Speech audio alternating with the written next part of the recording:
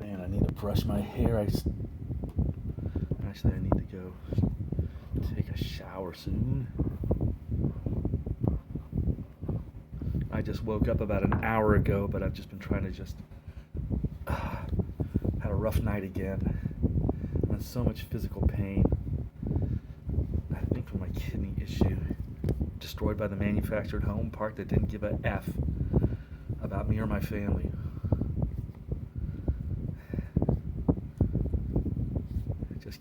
I swear, super abused for 15 years, non-stop, and I don't think they even realize it. That's the craziest thing of all.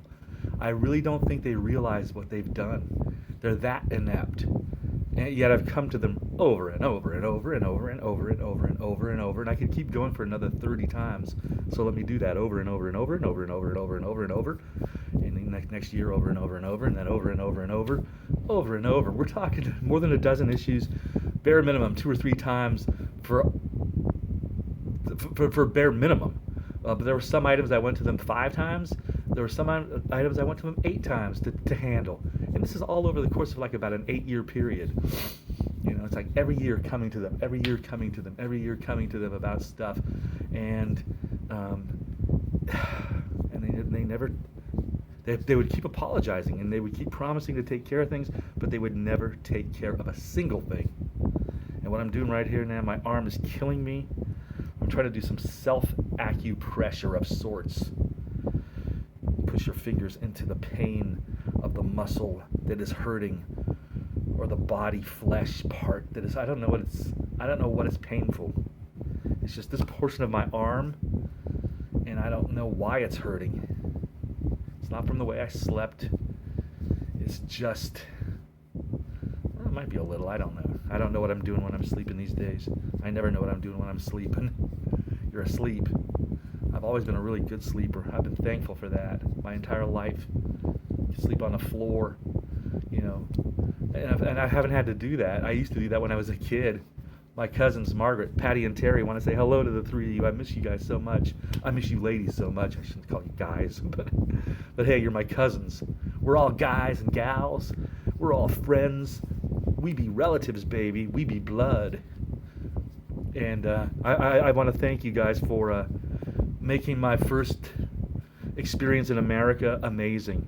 You know, if it weren't for my cousins, I swear they introduced me to... I talk about this on my episodes once in a while because it's such good memories. But I remember, you know, I didn't move to America until I was 10 years old.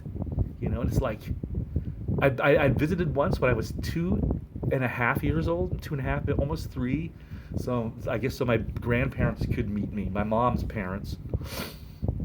They'd never met me because I was born overseas. I was born in a lighthouse. My mother was the sea.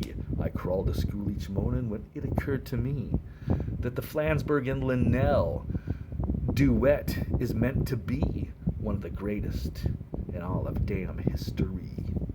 Don and Phil, hell yeah, they were great, but they might be giants. Just wait. You will see. In 2,000 years from now, they will be talked about more than the Everly number 1, number 2, or even number 3. Because I am Green Weaver, whoa, whoa, whoa, whoa, whoa, rubbing my arm, trying to make the pain go away. And I had a little water. I'm trying to drink as much water as possible. See, you actually have to take care of yourself, and if you're in pain, you know, and you're not able to go to a doctor, and it's not, I'm not talking about serious injuries. I mean, you hurt yourself badly, you know, critical, for God's sakes, you have to get medical attention immediately. You know, but if you got a muscle ache, and maybe it's something that a doctor maybe should look at eventually, and I think my condition is something I'm going to have my doctors look at, because it's not making any sense to me these days. Just all these pains I've never had before, and I think they're stress related, and I think I'm starting to have kidney failure, and it's like I'm in pain everywhere all the time. And I don't want to talk about bad shit, so let me just have some more water. See, the water helps.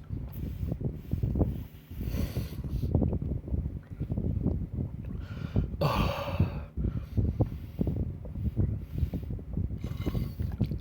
don't go get some cherry juice too, because that's even better. 100% cherry juice. Nothing but juice, but there's still a lot of sugar in there. Juice is very high in sugar. Just there aren't any cherries available because it's not cherry season. For God's sakes, it's what is it? October 21st, I think. Yes, it's Wednesday, October 21st. It's approximately 8:29 in the morning. See, my arm is starting to feel better by doing this. And I could put a heating. I have a wrap, an electronic heating wrap that can go around my arm. Plug it in, turn it on, turn it up to number 6. That's the highest level it goes, and it gets pretty hot at 6. But for some reason, the heat for my condition helps. It helps the pain go away. But so does and maybe because that helps improve the circulation in the general area. And I think that's what this kind of is doing also. This massage / combo self-inflicted mild acupressure with a lame-ass version of a massage. I don't know how to massage. I do not know because I don't have no experience, Bibles. I don't have any experience except the last week or two. I'm starting to learn. So maybe one of these days I will.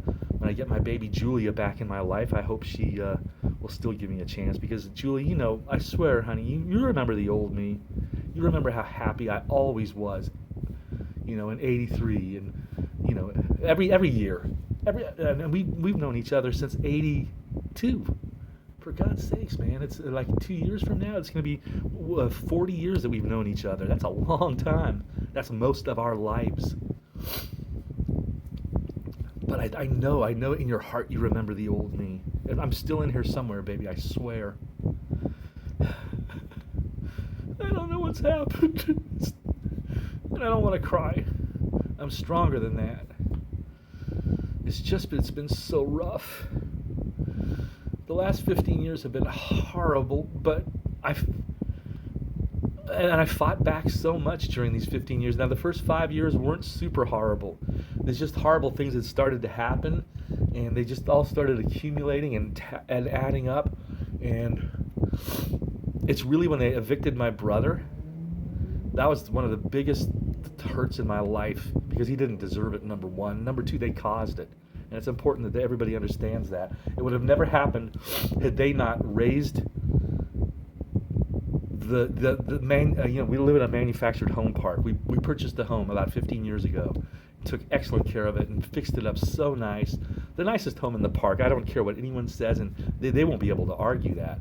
And it's only half as good as it would have been if they hadn't kicked my brother out. And I want them to understand that also.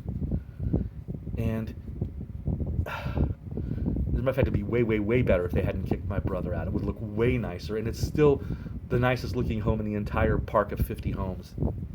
And that's my opinion, and I think almost anybody would agree. If you took a tour around my park, you'd see exactly what I'm talking about. And see, I'm not high at the moment.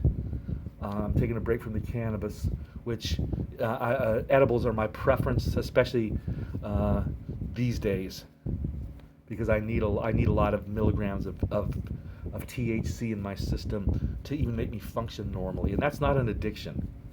That is not, because it's not an addiction. See, I didn't have any weed yesterday. I didn't have any weed the day before, and I might have some later today. Depends if my day ends up going well, then I might have some just to just inspire myself to maybe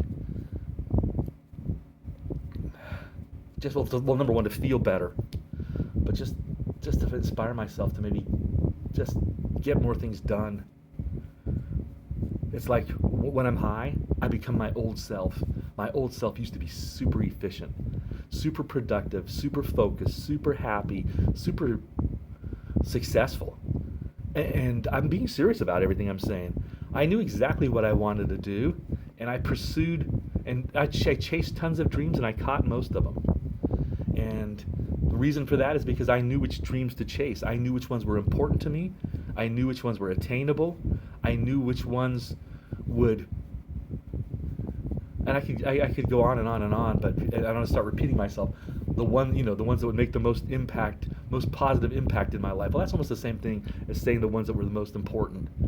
But it's just, I swear, I had a lot of dreams, and I chased most of them, and I caught most of them. I think I might have a 10% failure rate on catching my dreams, and that's pretty good to catch 90% of your dreams. And I had some great dreams. I dreamed I'd become a disc jockey on the radio in Sacramento, and my teacher, I'll say his first name only, and I've nothing against him at all. As a matter of fact, I thank him for the amazing education I received at Rio. But Chuck told me I had no chance of making it in radio. He actually told me that, and I think it was he cared about me. He didn't want me chasing a dream that he didn't think I was capable of catching. And I think back then I wouldn't have been able to get a job in radio, obviously, because I didn't have the experience and I didn't have the know-how and I didn't have the knowledge. But I worked and I worked and I worked at it, and within a couple years I was on the air at a couple of the #1 top 40 music stations in Sacramento, including Quad 106 for about four years or so.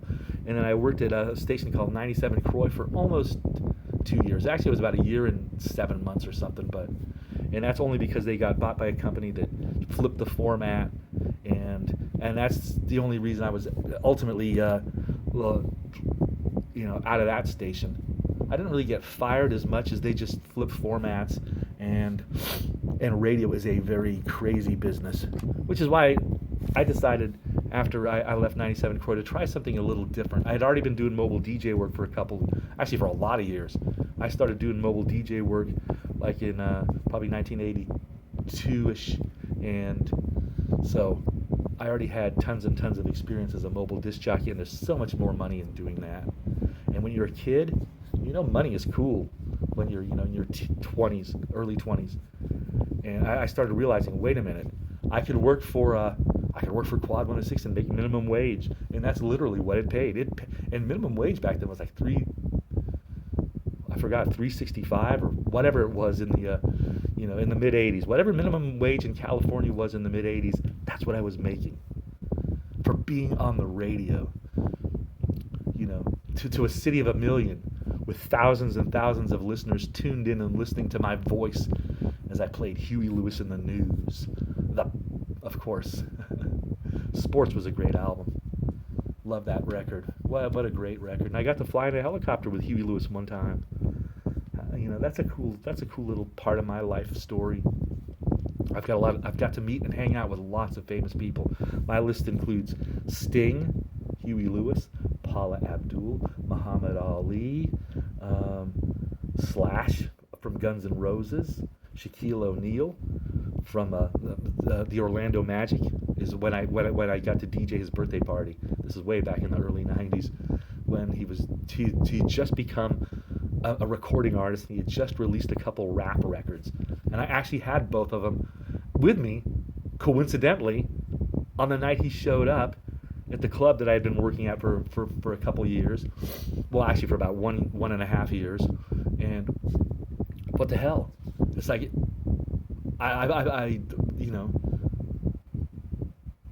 of course I had to play his songs, because it's like, here's Shaquille O'Neal. I got 2 of his songs. He's in the club, and I didn't make a big deal out of it. I didn't even, I just I played one of them, and I just let it play as if it were a normal song. And then the second time I played a song, then I announced that I was dedicating it. Kind of just, I let the crowd know, and it's like, good memories. I wish I had that on video. I wish we had smartphones back in the 90s. I actually had a cell phone. I bought my first cell phone in 91. And I've always had a cell phone ever since. So that's weird when I think about it. Next year, I will be a cell phone user for 30 years. Damn, that makes me an old dude. It's weird. I don't feel that old except when I'm in pain. And of course, I'm in a lot of pain these days.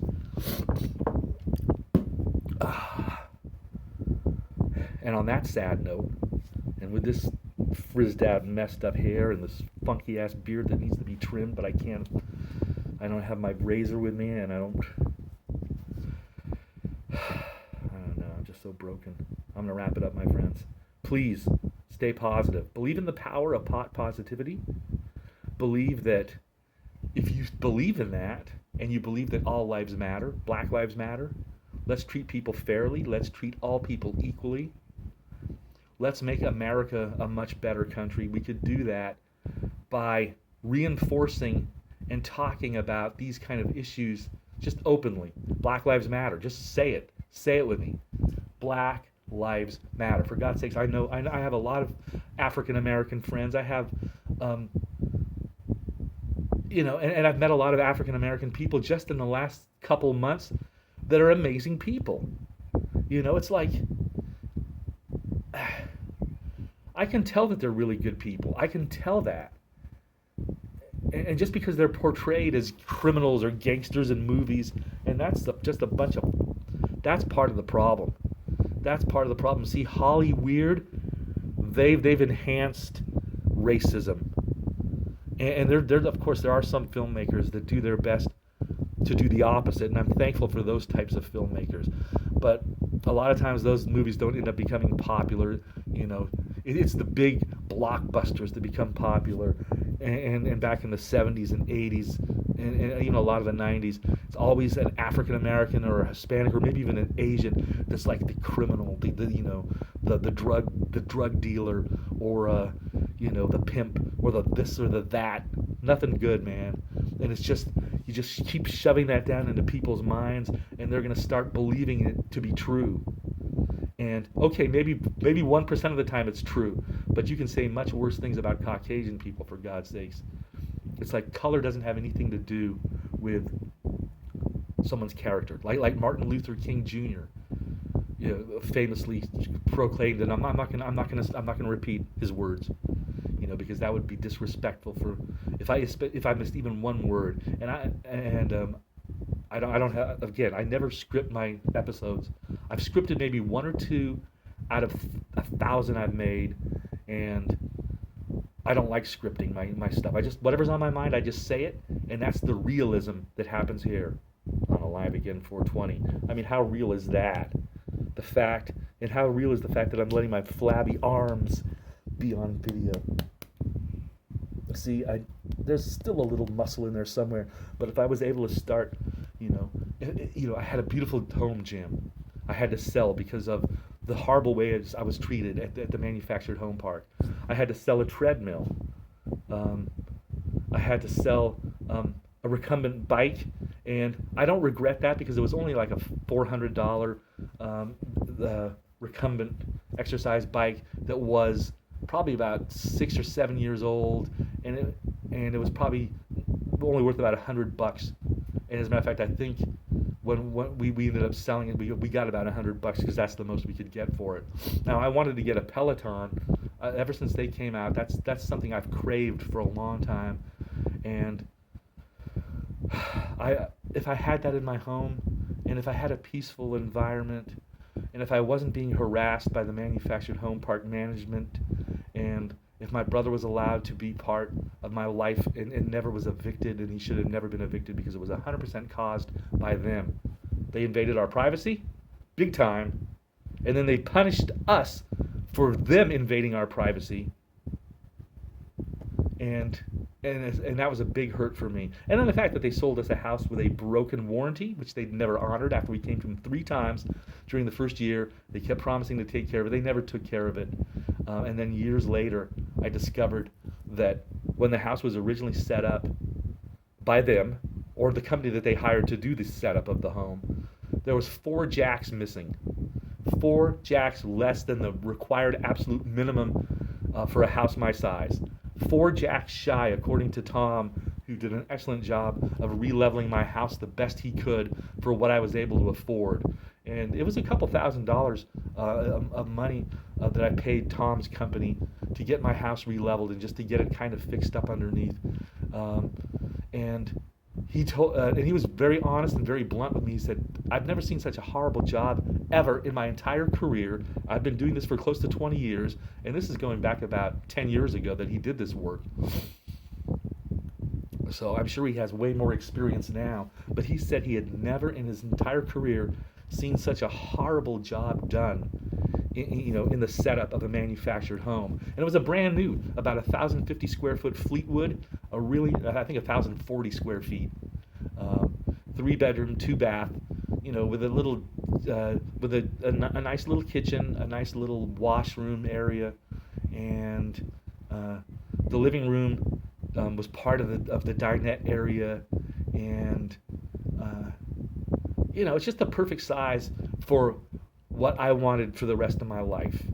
My brother to have his room, my fiance and I, Julia, by the way, I miss you so much, honey, but Julia and I were supposed to get married, and and basically I was just gonna, we're gonna spend the rest of our lives there, being happy, looking after my brother, and Julie was totally cool with that.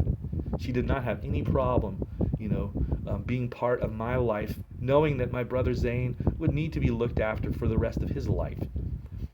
Zane has cerebral palsy. He has spasticity.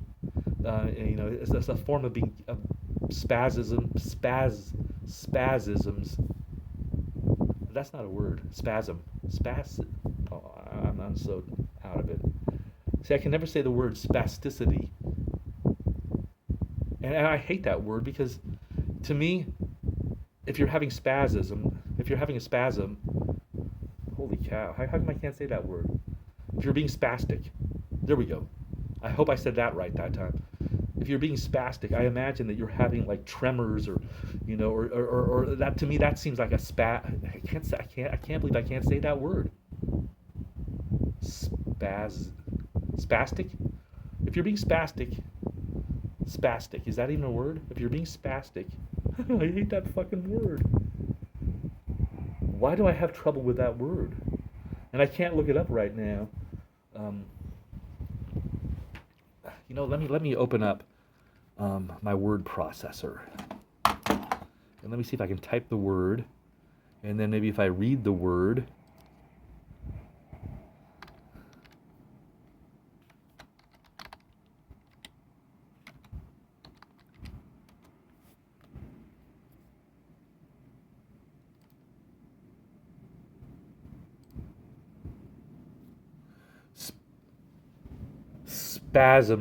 Spasms.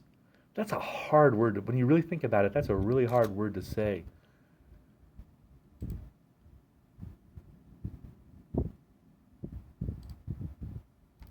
Especially when you're saying it plural.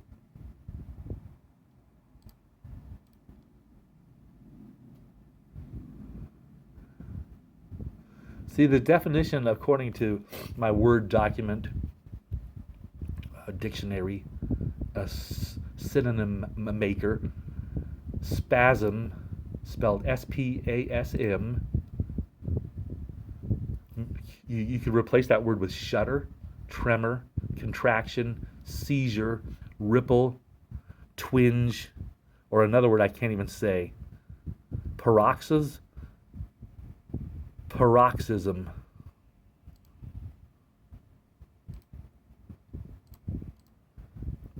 Let me see. And when I changed it to just to see what would happen, to paroxysm, or however you say that, and the synonyms for that are slightly different: convulsion, fit, outburst, and then back to spasm.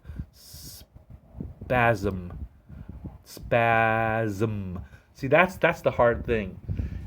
It's like the second syllable is just spasm. It's like, what other words have as the second syllable and just ends on a spasm.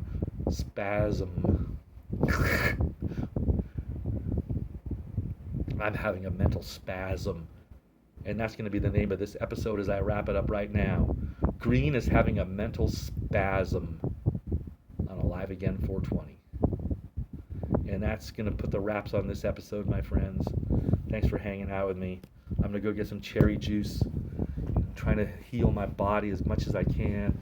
I'm going to go get that cuff on my arm. I'm going to go get a shirt on so that I can, make my video without feeling so naked. I'm not naked. I'm wearing, I'm wearing shorts. I'm wearing socks and shoes. Wearing underwear. I'm just not wearing a shirt. I've got this towel around me,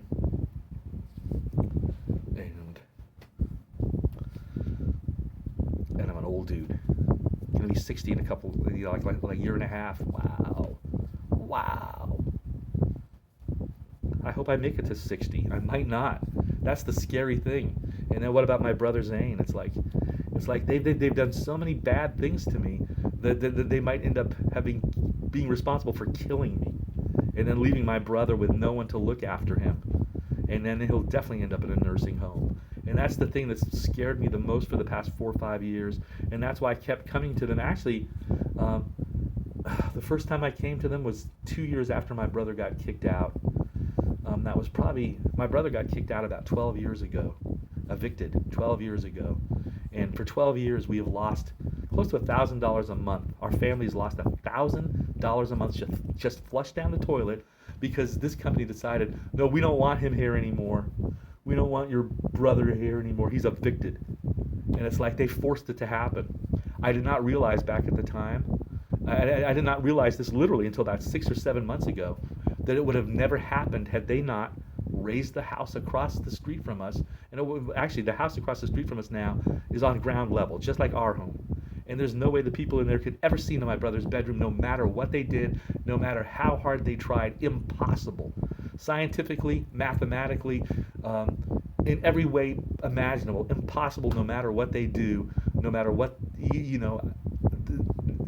there's no one in the world that would be able to see into my brother's bedroom from across the street in the house that's been there for the past 5, 6, 7 years, however long it's been there.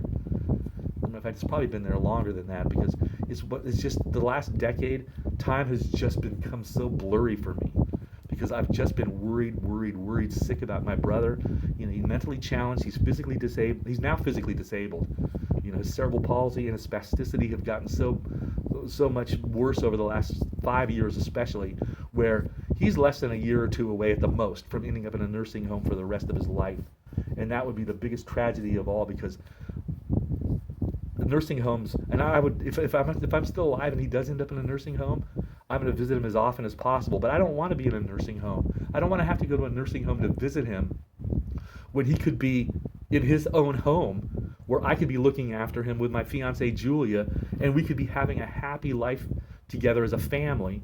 And Java, Jack, and Jet, they would love Zane. I know they would, and Zane would love them. It would lift his spirits so high. And my brother's a very happy person. He really is. It's just over the last 10 years, his life has been so kind of scrambled as well, that he's kind of holding a lot of the stuff that's happened to him, even though not my fault at all. But he blames me because I'm supposed to be his protector. I'm supposed to be the one that looks after him. And he kind of knows that, because I've always been the one that looked after him. My father and I, we took such great care of my brother for his entire life. And then 12 years ago, they kick him out. And for the first 2 years, my dad was still alive, and I would take my brother to my dad's house at least 4 or 5 times a week, sometimes 6 times a week, and we'd hang out at least 2 or 3 hours every time. I'm not gonna go get my brother, even though he only lived like 2 miles away from me, and my dad only lived literally, he lived in Rancho Bernardo, which was like less than a 10-minute drive from us. So maybe even a 5-minute drive. So that kind of gives you a general idea where gReene Weaver has lived for the last 15 years. Within 10 minutes of Rancho Bernardo. I'm not going to give an exact location, mainly because I don't want the manufactured home part to be able to say, oh, you keep talking bad about us. So I've never mentioned the name of the park. I've never mentioned any last names and of any of the individuals. I'll mention their first names, such as Jim and Joe and Bill, 3 of the managers, and Deanna, another one of the managers. Deanna was cool, actually. She's the first manager that actually got us a pool key. It took us 8 times to get a pool key. Every year we're asking. I asked Jim probably a total of I don't want to go. Just 8 times. It took 8 years to get a $2.50 pool key, which they should have gotten us the first year. And it's like it's San Diego, inland summers have been really hot, over the last 10 years, and or last, I don't know. I'm frustrated. I can keep talking and talking and talking, and it's not going to make anything better. So that's it for now, my friends. Peace, love, happiness, and happiness. Stay high, stay cool, stay kind, and stay woke. Black Lives Matter ain't no joke. Become an anti-racist, and please be sure to come back for more aLive Again 420, which will be here on YouTube as well as in the very near future, hopefully on the WeTube, and maybe even a couple other platforms. I want to get my life back on track, and I want to share my story, and I want to have some fun, wild adventures. I think I can make great, fun, groovy content for my channel. I just need to be in an environment that'll allow me to do so, and I need to have my life the way it's supposed to be, the way it should fairly be, and all that's been taken from me. That's all I got to say, my friends. Fading, fading, fading, fading, fading, zooming, zooming, zooming, looking into my eyes. I'm looking into your eyes. We see each other, but we don't know why.